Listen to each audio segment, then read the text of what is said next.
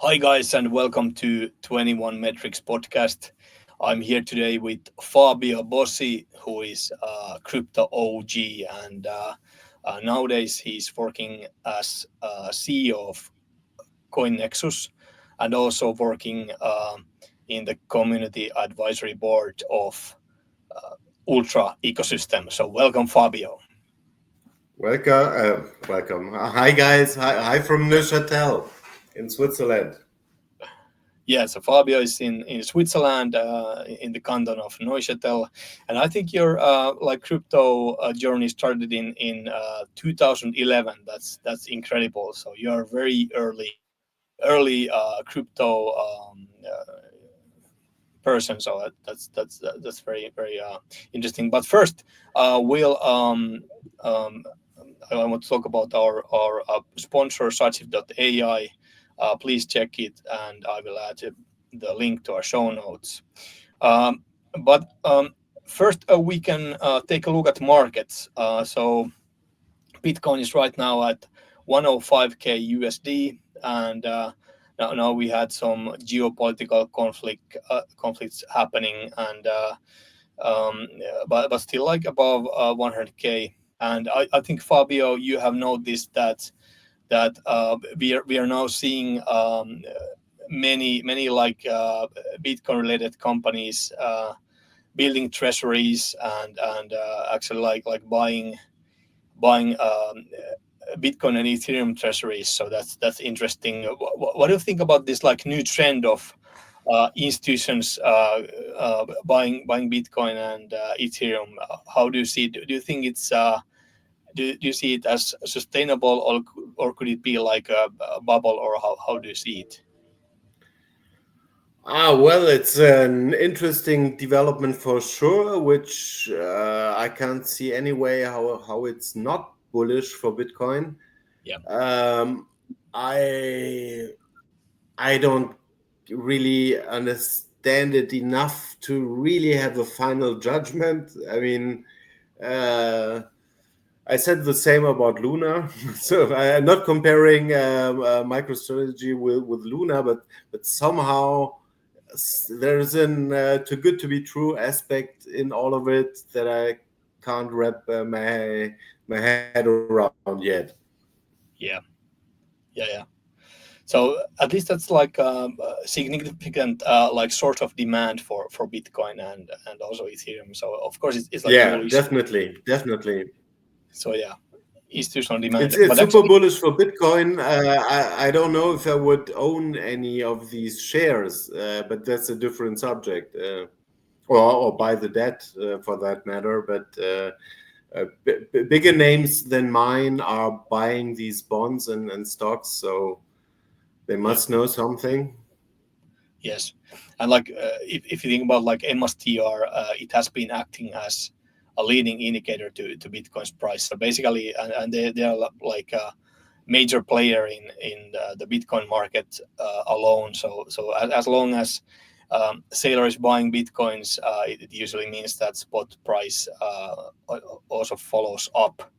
But as we know, like He sorry, I just wanted to say he recently was on the Jordan Peterson podcast, yeah, Michael Saylor. yes, So that's quite an audience. I mean, whereas Bitcoin is as close to mainstream as we ever were. Like, yeah.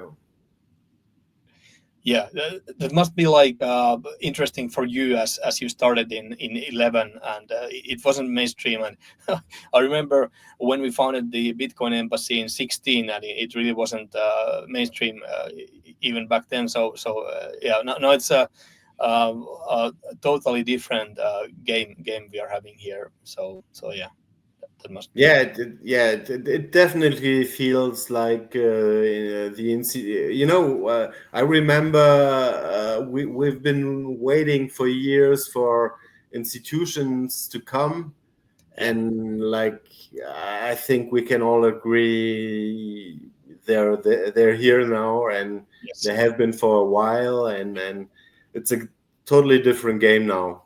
Yes.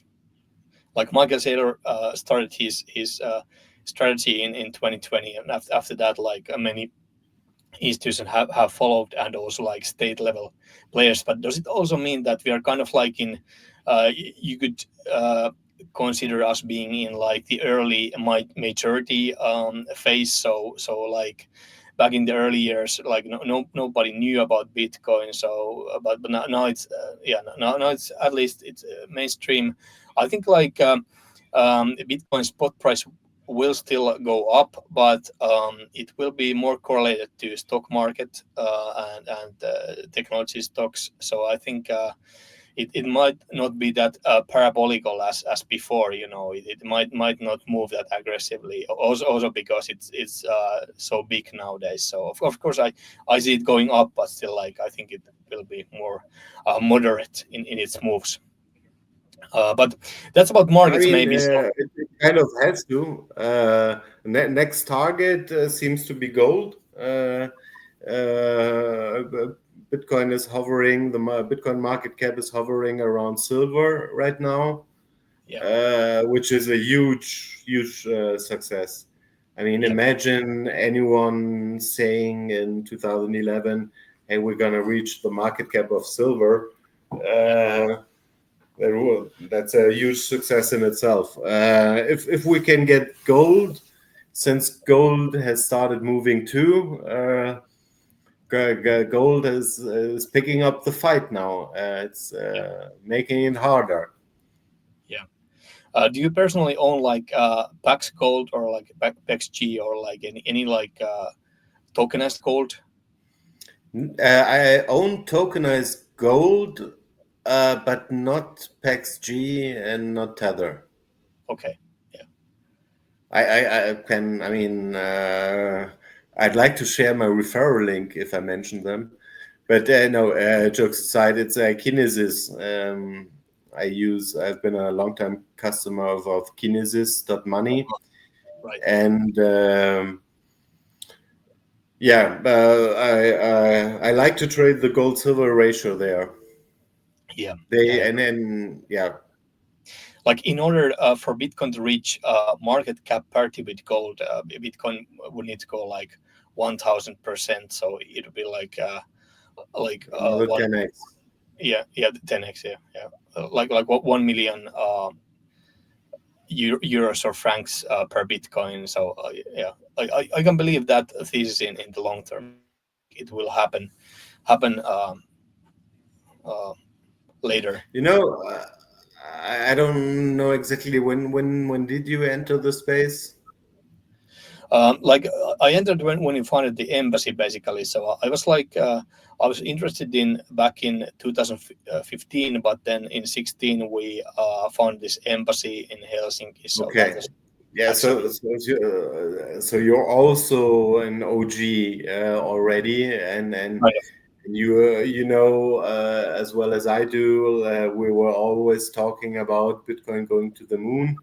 yeah, And if 100K USD is not the moon yet, well, yeah, 1 million US dollar per Bitcoin is the moon, in my opinion. And if we surpass the moon, okay, then maybe something's wrong with the dollar. But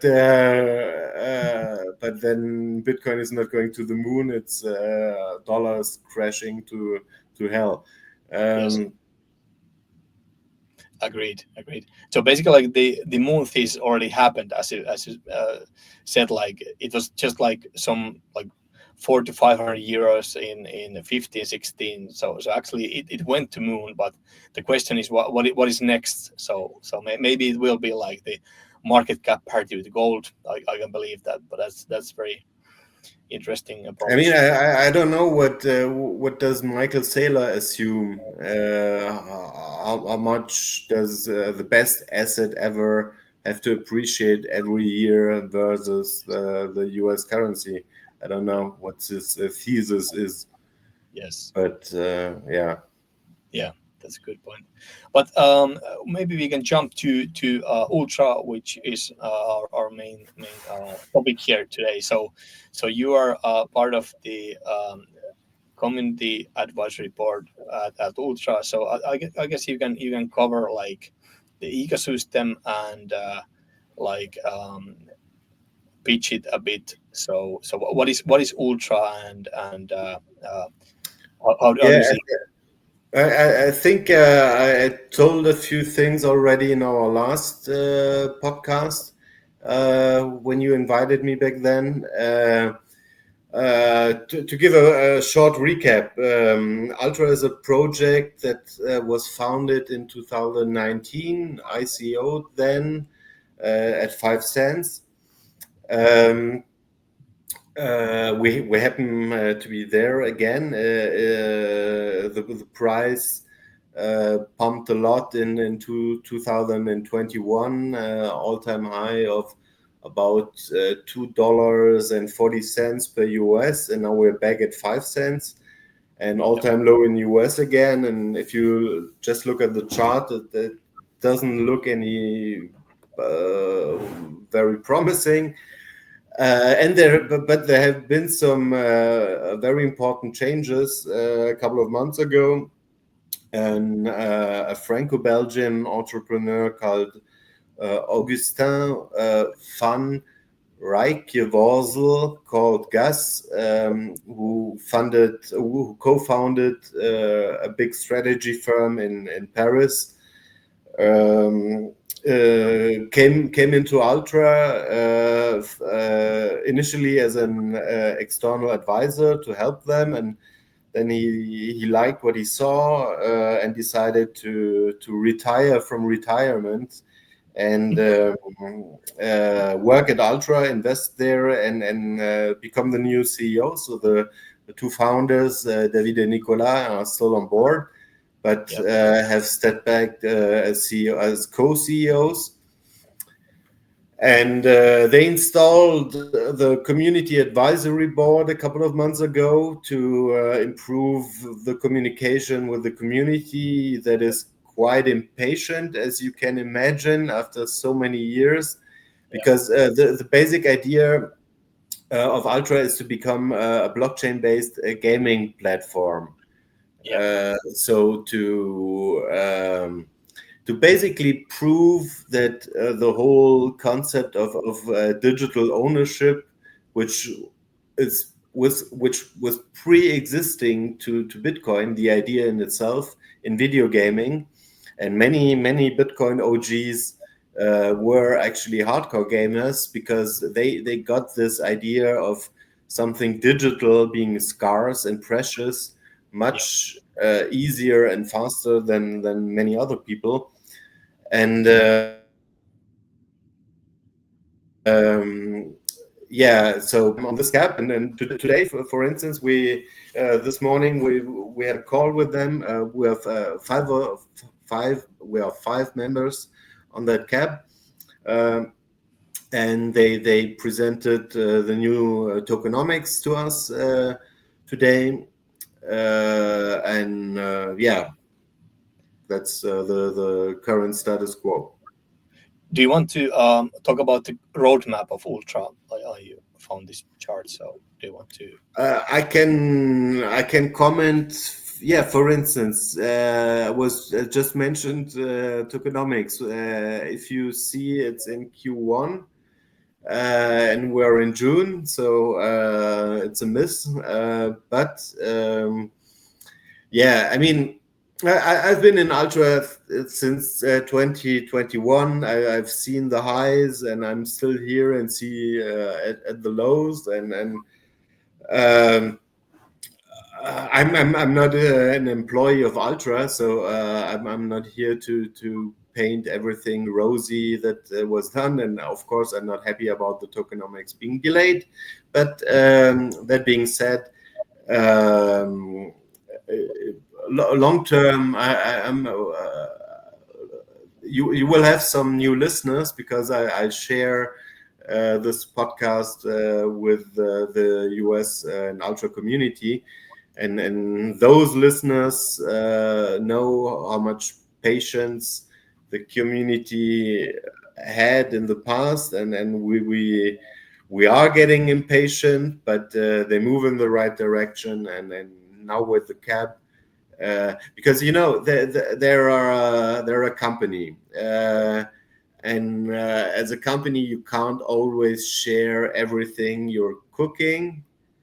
Yeah. But Ultra is a special company. They have a crypto community attached that is super loyal, has been very patient, but also disappointed a lot of times because a lot of stuff happened. And you know how crypto is. I mean, after a while, people get angry and start to FUD, etc.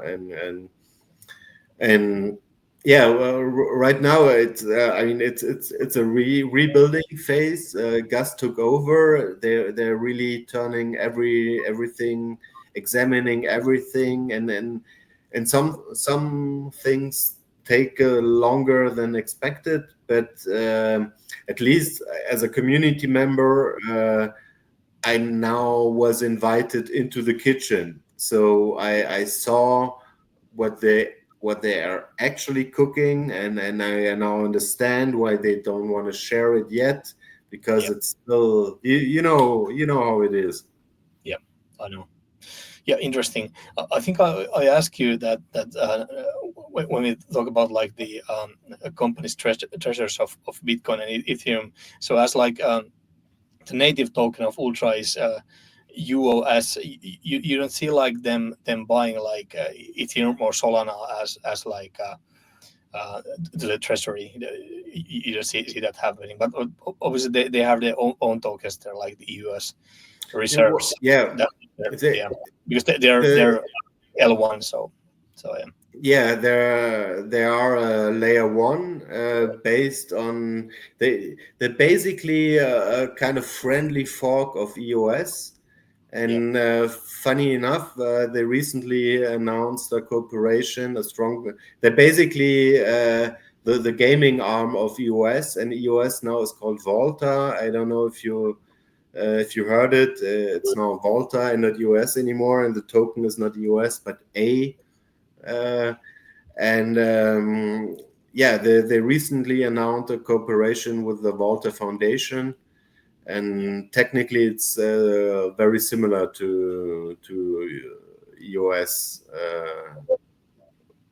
They don't have any fees, for instance. Oh, but regarding Bitcoin and Ethereum, I know they're working on various bridges, and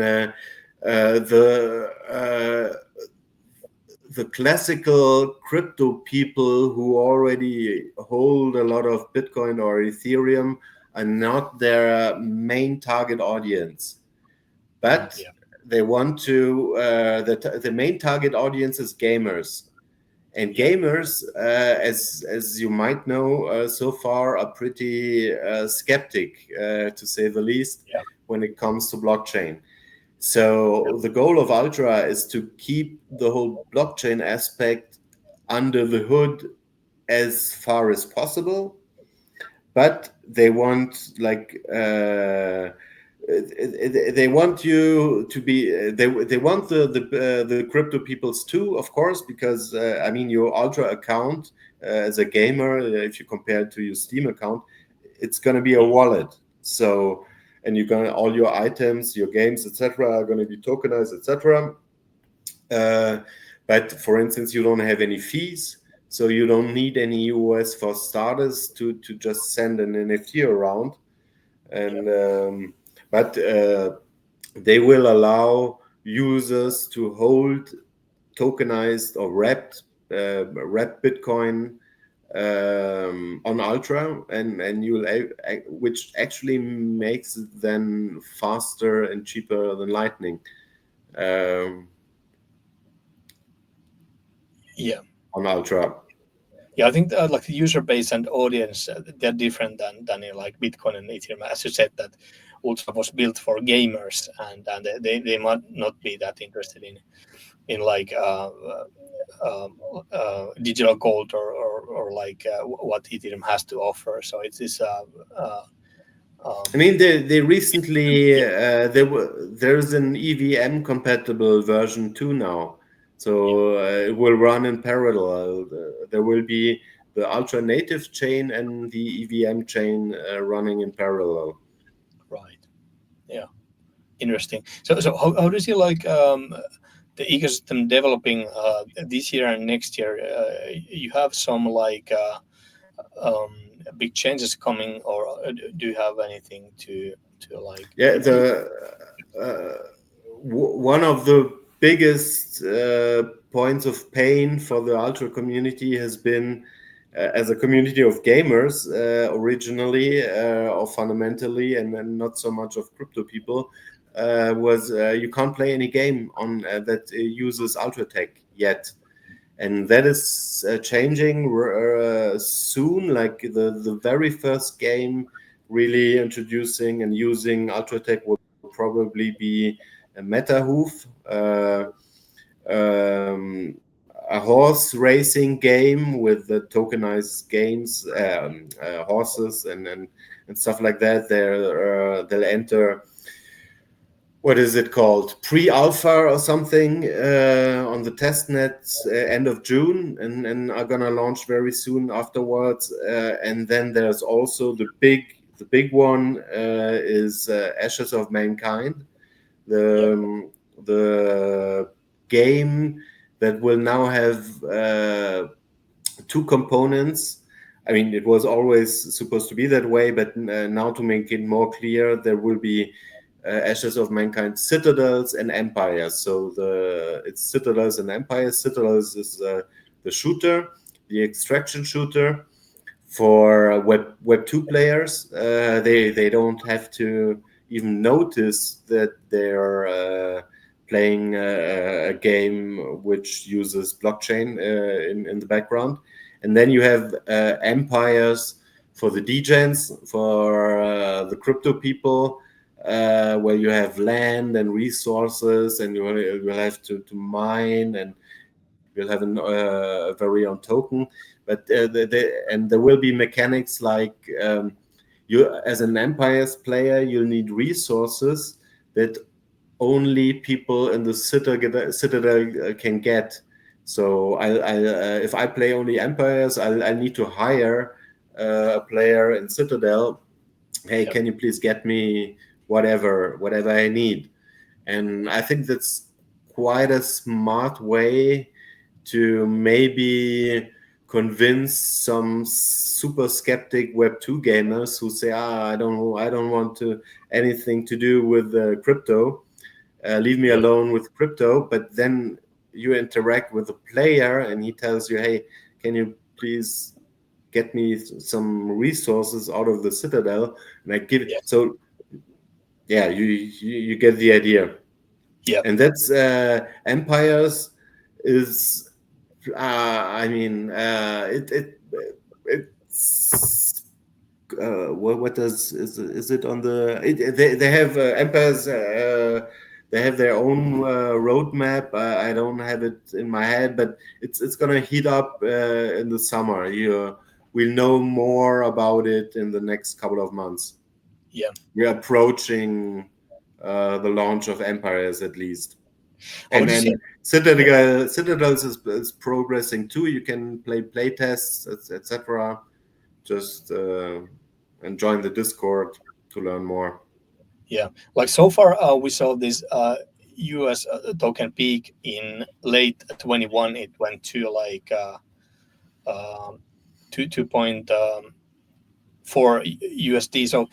But after that, it hasn't been like correlated with Bitcoin or like Solana or this like bigger digital assets. So do you see it like now shifting up, or do you see some drivers behind it so it could like pivot from here, or is this now like part of something else, like if you look at like the token performance, so Well, in general, I think Ultra is particular in a couple of ways when I compare it to other crypto, to yeah, let's say pure crypto projects.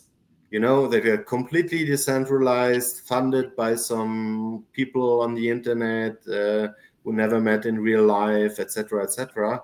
Um, Ultra is not that. They're a public company, and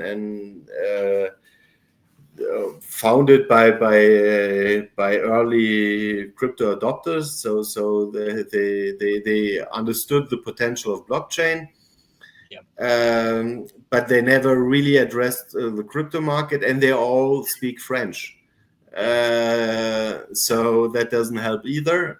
There's quite big actually in France, Yes. but yeah, my home country is Germany. The German speaking area doesn't know anything about Ultra yet. But you also And speak French, I think, fluently. You also pardon? you speak French. Yeah, I do. I actually do speak French, and I understand it. So, uh, yeah. Um, But you as would to say the it's very like, price, yeah, you would say it's very like locally popular in France, but not like it's not. well, the problem in France is it's the ultra community. We have people who have been here since 2018 or Yeah. 19 or 20 or 21, and maybe they bought at $2 or what. Of course, they're not super happy right now, Yeah. and the new CEO has brought a lot of hope. Um, but the general sentiment in the community is I'd say hold and see if they really deliver this time. And from what I can tell, they are really committed, ambitious, motivated, and yeah. But there's Yeah, but take the tokenomics as an example. It's easy, or no, it's not easy. It's not easy at all. It's difficult to explain to a pure crypto investor Yeah. how is it even possible that a crypto project from 2019 doesn't even have a tokenomics white paper to show for. Yeah. And I now understand why, because I was getting impatient too, and but now I just discussed it with them this morning, and now it makes much more sense because again they really. I mean, they when Gus took over, he took his time to analyze like really everything that is there, and and and now they don't want to promise anything and not deliver it, because that has been done too often in the past.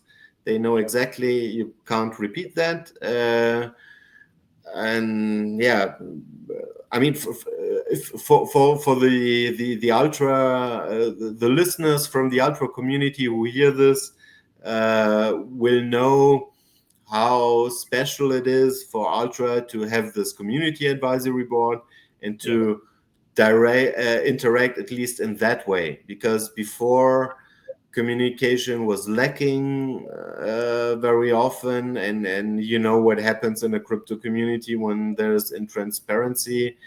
The FUD starts, Yeah. the fear, uncertainty, what's happening.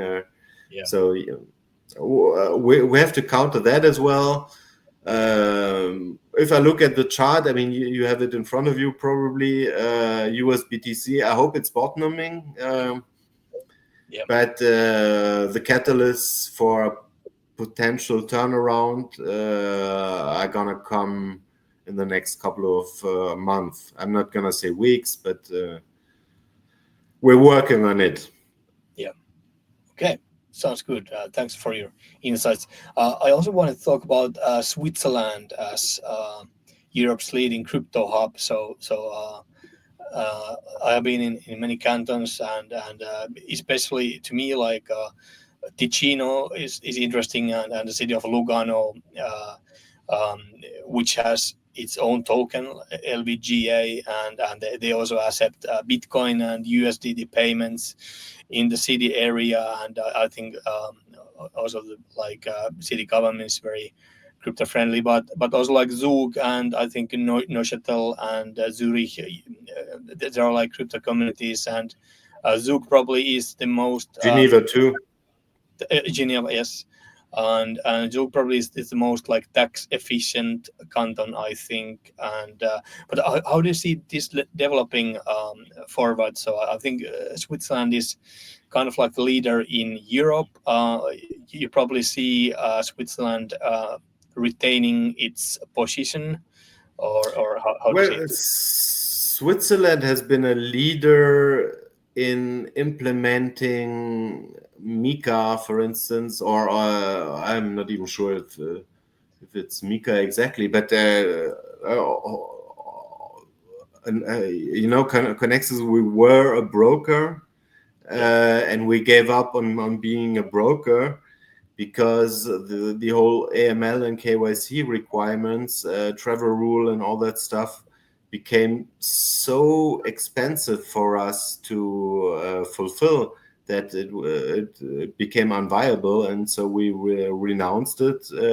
We are not doing this anymore, and that's so I witnessed firsthand that Switzerland was even years ahead of let's say Germany in implementing stuff that now is being implemented in all of Europe.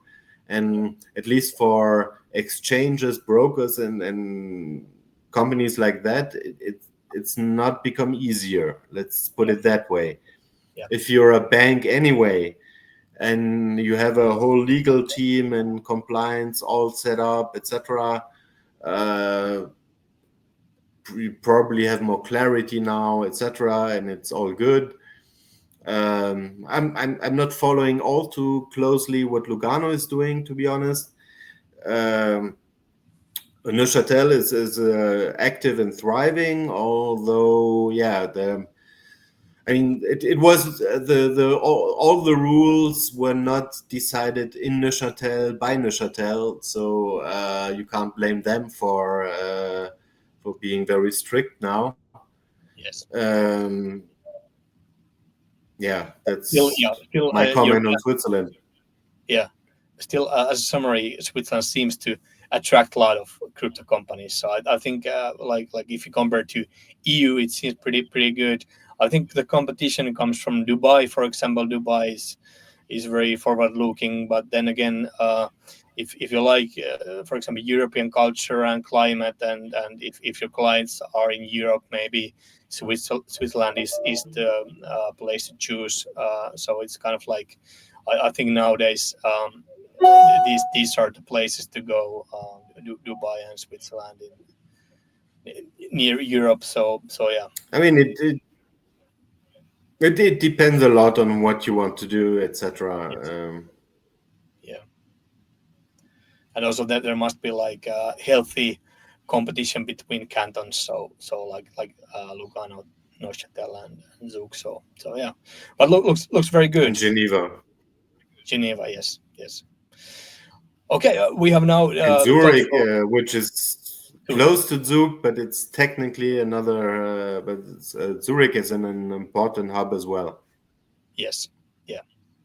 Yeah, we have now talked for more than 30 minutes, so I think it's time to thank Fabio for your OG insights, and hopefully we can talk soon again about crypto. So as usual, Would thanks love for to. It's always a pleasure. thanks for attending. Yeah, and we will add your links to our show notes. So thank you, Fabio, and listeners.